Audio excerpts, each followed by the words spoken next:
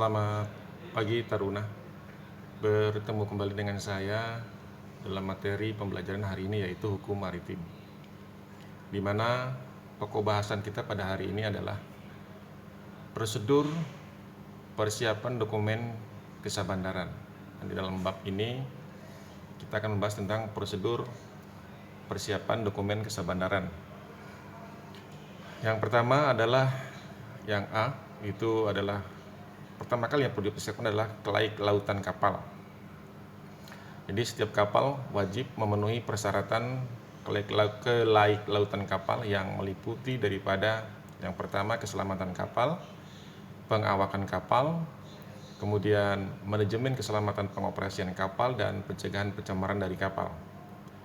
Yang keempat adalah pemuatan dan yang kelima adalah status hukum kapal. Pemenuhan setiap persyaratan kelaik lautan kapal dibuktikan dengan sertifikat kapal dan atau surat kapal sesuai dengan ketentuan yang diatur dalam peraturan pemerintah.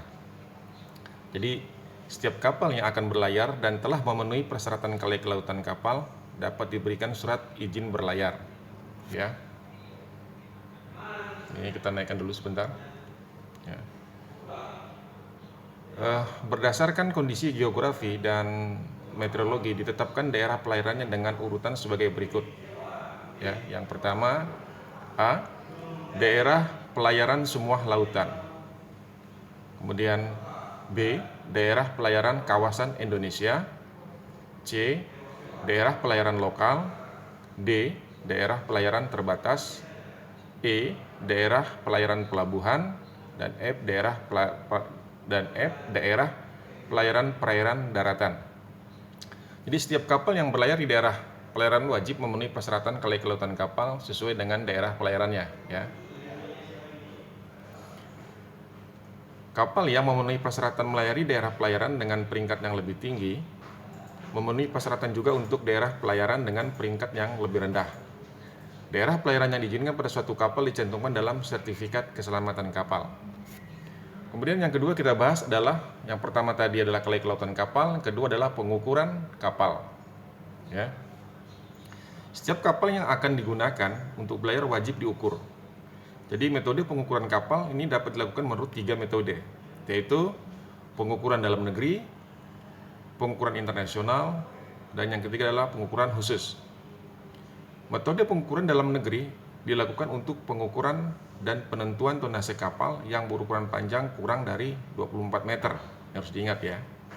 Metode pengukuran dalam negeri dilakukan untuk pengukuran dan penentuan tonase kapal yang berukuran panjang kurang dari 24 meter atau 24 meter ya. Kemudian metode pengukuran internasional dilakukan untuk pengukuran dan penentuan tonase kapal yang berukuran panjang 24 meter atau lebih. Metode yang berikutnya adalah metode pengukuran khusus. Ini dilakukan untuk pengukuran dan penentuan tonase kapal yang akan melewati terusan tertentu. Ya. Kemudian hasil pengukuran kapal disusun dalam daftar ukur kapal untuk menetapkan ukuran dan tonase kapal. Jika dari perhitungan hasil pengukuran yang disusun dalam daftar ukur kapal diperoleh ukuran isi kotor sekurang-kurangnya 20 meter kubik yang setara dengan tonase kotor 7 ataupun GT7 ya. GT7 maksudnya itu gross ton ya. Gross ton 7 atau lebih terhadap kapal yang diukur diterbitkan oleh surat ukur. Ya. Surat ukur diterbitkan oleh menteri dan dapat dilimpahkan kepada pejabat yang ditunjuk. Surat ukur berlaku untuk jangka waktu yang tidak terbatas. Surat ukur yang tidak berlaku apabila kapal tidak dipergunakan lagi, antara lain karena kapal tersebut ditutup ataupun scrapping ya. Ditutup ataupun scrapping, kemudian tenggelam. Ya. Kemudian yang ketiga, musnah. Yang keempat, terbakar atau dinyatakan hilang. Ya, jadi pada kapal yang telah diukur wajib dipasang tanda selar. Ini khusus yang untuk kapal-kapal yang 7 ton tadi ya, gross ton 7 tadi ya. Itu dipasang tanda selar ya. Jadi tanda selar ini harus tetap terpasang di kapal dengan baik serta mudah dibaca. Nanti akan saya kasih contohnya bagaimana bentuk tanda selar tersebut ya. Yang ketiga, pendaftaran dan kebangsaan kapal Indonesia. Nah, yang ketiga, bahasan yang ketiga ya. Saya tarik dulu bahannya ke atas. Ya. Pendaftaran kapal meliputi pendaftaran hak milik, pembebanan hipotek, dan hak kebendaan lainnya atas kapal. Jadi, pendaftaran kapal dicatat dalam buku daftar kapal Indonesia yang terdiri dari daftar harian yang pertama, kemudian daftar induk, yang ketiga daftar pusat. Buku daftar kapal diselenggarakan sebagai berikut. Ya, yang pertama A, daftar harian dan daftar induk diselenggarakan di setiap tempat pendaftaran kapal. Apakah nanti pendaftarannya di mana terserah. Khusus untuk yang kapal-kapal 7GT tadi ya. Atau kapal-kapal yang tertentu tadi itu berbeda lagi ya. Kemudian yang kedua ataupun B, daftar pusat diselenggarakan secara terpusat di tempat yang ditentukan ataupun yang ditetapkan oleh menteri. Ya. Pendaftaran hak milik atas kapal itu dilakukan dengan pembuatan akte pendaftaran oleh pejabat pendaftar dan pencatat balik nama kapal. Nah, ini dilakukan di kantor sah bandar ya. Seperti ulasan pertama tadi ya kan. Gross akte merupakan salinan pertama dari minut akte yang merupakan asli akte pendaftaran kapal.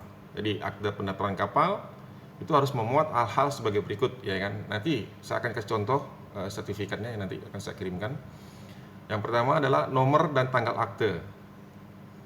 Ya, nomor dan tanggal akte. Yang ke B, nama dan tempat kedudukan pejabat pendaftaran kapal. Apakah didaftarkan nanti di Belawan, Tanjung Balai Karimun, Jakarta, Semarang, atau di mana? Terserah.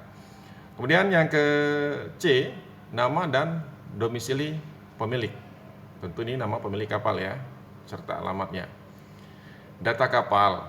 Berikutnya adalah data kapal. Nanti akan tercantum di situ data kapal, berapa bobotnya, kemudian apa semuanya, data-data kapal lah pokoknya ya. Panjang kapal, lebar kapal, kemudian draft kapal berapa dan seterusnya. Kemudian ada uraian singkat kepemilikan kapal.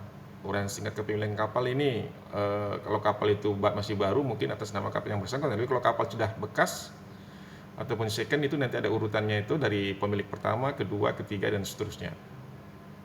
Dalam hal gross akte pendaftaran hilang, ya, ini kita bahas. Dalam hal gross akte pendaftaran hilang, dapat diterbitkan gross akte pengganti berdasarkan penetapan pengadilan. Pendaftaran hak milik atas kapal harus dilengkapi dengan dokumen-dokumen sebagai berikut. Ini pertama, kalau yang hilang tadi ya, bukti kepemilikan, identitas pemilik bisa KTP ataupun paspor apa semua yang bersangkut maupun dengan identitas pemilik ya kan. Ini bukti kepemilikan ini seperti surat pertama tadi ya, berupa fotokopinya ataupun apa ya. Pertama bukti kepemilikan, kedua identitas pemilik, dan yang ketiga adalah surat ukur. Tanda pendaftaran yang harus dipasang pada kapal yang telah didaftar berupa rangkaian dari angka dan huruf yang menunjukkan tahun pendaftaran, kode pengukuran dari tempat kapal didaftar, dan nomor akte pendaftaran. Ini harus diingat ya. Tadi yang kita bahas hari ini adalah untuk kapal-kapal yang berukuran 7GT ya. Ya, jangan dibedakan ya. Kemudian kapal dicoret dari daftar kapal. Saya naikkan dulu ini pokoknya. Kapal dicoret dari daftar kapal apabila ada permintaan tertulis dari pemilik dengan alasan sebagai berikut. Misalnya kapalnya tenggelam, dan kapal dirampas oleh bajak laut ataupun musuh. Kemudian terjadi hal-hal tersebut dalam pasal 667 Kitab Undang-Undang Hukum Dagang. Apa itu? Apa itu? Masih ingat nggak? Terjadi hal-hal tersebut dalam pasal 667 Kitab Undang-Undang Hukum Dagang. Lupa ya? Oke, jadi PR ya. Kamu cari sendiri di situ. Kemudian kapal ditutuh ataupun scrapping. Yang kelima, kapal beralih kepemilikan kepada warga negara atau badan hukum asing. Nah, ini menunjukkan kapal dicoret dari daftar kapal apabila ada 5 poin tersebut ya.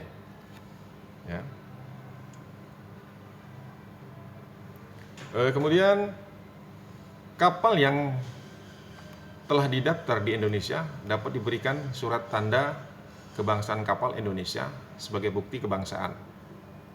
Ya, itu kalau kita daftarkan di Indonesia mungkin kalau didaftarkan bendera ya, bendera misalnya Panama, Malaysia, Singapura itu akan berbeda lagi nanti ya.